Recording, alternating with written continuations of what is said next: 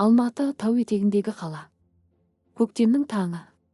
7 жасар қыз Айгерім көзін ашады. Төбесі ақ, жарық өрнектері бар бөлме. Терезеден Алатаудың қарлы шыңдары көрінеді. Бөлмеде гүл иісі, үстелде ыстық шай.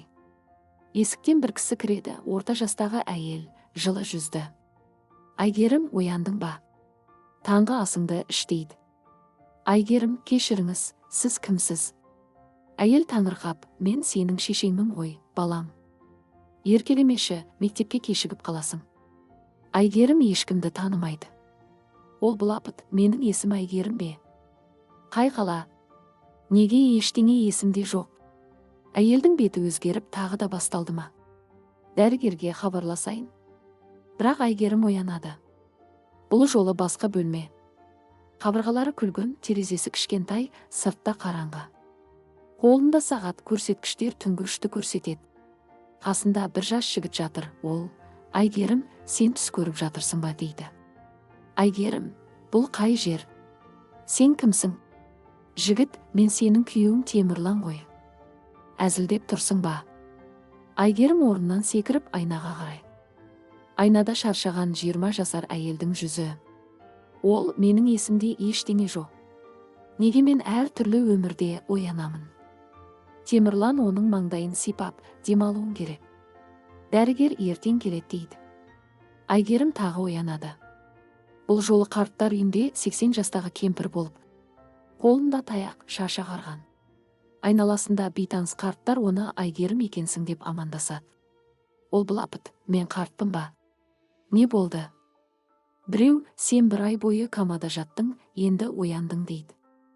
Айгерім түсіне алмайды. Ол әр күні әр түрлі жаста, әр түрлі рөлде оянады. Кейде студент, кейде дүкен сатушы, кейде бала. Бірақ бәрі оны бұрыннан біледі. Ешкім оның жатсыздығына таң қалмайды.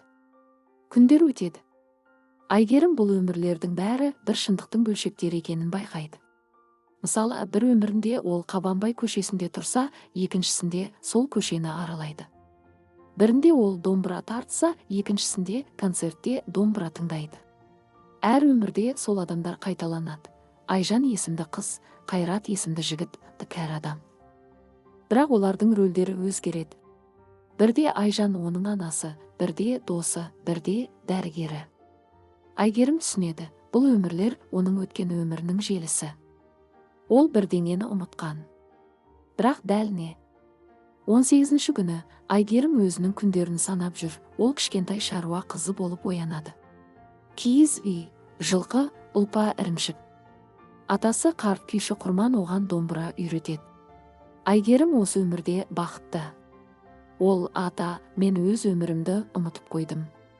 Мен кім боламын? Атасы, сенің есің заманауи біліммен толған. Бірақ жаныңның тереңінде сен қазақ қызсың. Біздің дәстүрлі өміріміз сенің тамырың дейді. Айгерім жылайды. Атасы домбыра тартып қосбасар күйін ойнайды. 20-шы күні.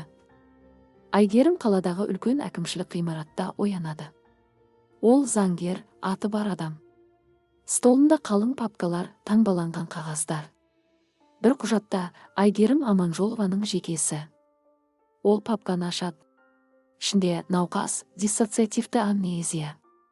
Себебі балалық шақтағы психологиялық жарақат. Болжамы, шамамен 150 түрлі тұлғалық фрагмент. Емін, эмоционалды интеграция. Айгерім шошып кетеді. Ол былапыт, менде тұлғаның диссоциациясы бар ма? Яғни, мен бір емес, көп адамын. Немесе бір адамның 150 бөлігі. Сол сәтте оның басы ауырып, есінен танады. Ол ауруханада оянады. Қасында дәрігер, жас жігіт, аты Батыр. Батыр оның қолынан ұстап, Айгерім, сенің өміріңнің барлық нұсқасы бір шындықтың көлеңкесі. Шындық, сенің анаң сені 5 жасында тастап кеткен. Сенің әкең анаңды ұрып соққан. Сен сол күндерді есіңе түсіргін келмегендіктен, мен есімдерді бөлшектеп, сені әр күні жаңа өмірге лақтырады. Бірақ қазір сен жазылып келесің. Мен сенің нағыз атыңды айтайын. Сен Айгерім, бірақ есімің полициядан жасырылып еді. Шынында сенің тегің Тұрсын, сенің әкең Тұрсынбек. Анаң Гүлзина, олар екеуі қазір сотта. Бірақ сен оларды кешірдің бе? Айгерім басын шайқайды. Мен ешкімді есіме алғым келмейді. Олар неге мені тастады? Неге мені ұрып соқты?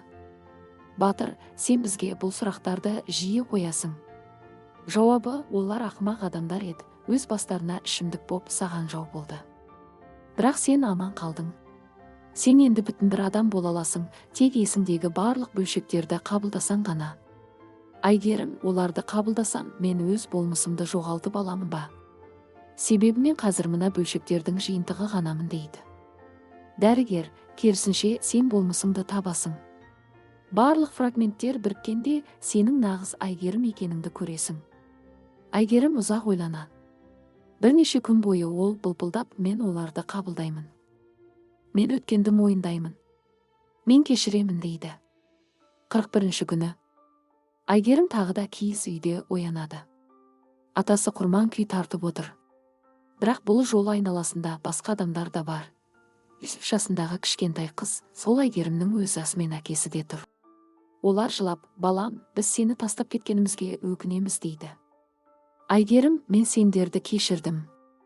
Бірақ мен сендермен бірге тұра алмаймын. Мен өз жолымды өзім таңдаймын дейді. Қарт атасы, дұрыс, балам. Енді сен еркінсің. Айгерім атасын құшақтап жылайды. Сосын оянады. Бұл жолы ол өзінің нағыз үйінде, Алматыдағы шағын пәтерде оянады. Қасында дәрігер Батыр отыр. Сәлем, Айгерім, таныдың ба? Айгерім, сені танимын. Сен менің дәрігерімсің. Бірақ мен енді өмірдің басқа нұсқаларын көрмеймін. Мен бір ғана адаммын. Мен Айгерім Тұрсын, 24 жаста, фотографпын. Менің анам мен әкем ішімдікке салынып, мені тастап кеткен. Бірақ мен олармен келістім, олар емделіп жатыр. Менің жұмысым бар, достарым бар. Мен бақыттымын. Дәрігер күлімсіреп, сенің емделуің аяқталды. Енді сен ешқашан басқа өмірде оянбайсың. Өйткені сен осы өмірді өзің таңдадың. Айгерім терезеден сыртқа қарайды. Алатаудың қарлы шыңдары күннің астында жарқырайды. Ол үстелге отырып күнделік жазады. Маған өмір бойы әр түрлі іс-әрекеттер, әр түрлі жағдайлар, әр түрлі жастағы әйелдер ретінде көрінді. Бірақ сол алуан түрліліктің бәрі біріккенде менің бүтін бір адам екенімді көрсетті. Ешкінің өмірі бөтен кітап емес, әрбір адам өз тарихын өзі жазады. Мен өз тарихымды жаздым. Бұл тарихта көз жасы да, күлкі де, ауыртпалықта, қуанышта бар. Бірақ ең бастысы, мен өзімді таптым. Мен Айгерім, мен ұмытылған өмірдің иесі емес, жаңа өмірдің авторымын. Кешке оның достары Айжан мен Ерлан келіп бірге шай ішеді. Айгерім олардың бірнеше нұсқадағы рөлдерін есіне алмайды, бірақ оларды осы қазіргі күйінде жақсы көреді. Ол айналасына ризашылықпен қарап, мен мына бір өмірді тағы да бастан кешкім келеді. Бірақ басқа нұсқаларсыз. Тек осы дейді. Бір аптадан кейін Айгерім өзінің психологтық емделуі туралы эссе жазады. Ол онда былай дейді, көп адамдар өздерінің өткеннен қорқады. Олар егер мен өткенімді білсем, мен қазіргі өмірімді жоғалтам деп ойлайды. Мен де солай ойладым. Бірақ өткеніңді білмесең, сен тұтас емессің. Сен фрагменттерден тұратын мозаикасың, бірдей бір сурет құра алмайсың. Менің әр түрлі нұсқаларда оянуым сол фрагменттерді жинау үшін еді. Қазір менде мыңдаған фрагмент бар. Бірақ олар енді шашпай, бір сурет болып біткен. Сол сурет менің шын өмірім. Қазір мен әр күні бір ғана нұсқада оянамын, нағыз өз нұсқамда. Бұл ең үлкен бақыт. Эссе интернетте тарап, көп адам оны оқиды. Олар Айгерімді ұмытылған өмірдің саяхатшысы дейді. Бірақ Айгерім бұл атақты мақтанбайды. Ол өзінің жай ғана адам екенін, әр адамның өзінше күрделі екенін айтады. Сол жыл күзде Айгерім атасы Құрманның киіз үйіне қонаққа барады. Атасы кәрі, бірақ әлі күй тартады. Ол, Айгерім, сенің жүрегің тазарды. Енді сен қай адасқаныңда да үйге жол табасың дейді. Айгерім домбыраны қолына алып бір күй ойнап береді. Ол атасының үйреткенін есте сақтаған. Қарт күліп, міне, бұл нағыз қазақ қызы дейді. Кешкі аспанда жұлдыздар жарқылдайды. Айгерім үйіне қарай бұрылып, алыстағы қаланың оттарына көз тастайды. ол біледі, ертең де өзі болып оянады. Біреудің қызы, біреудің досы, біреудің көмекшісі. Бірақ ең бастысы өзі.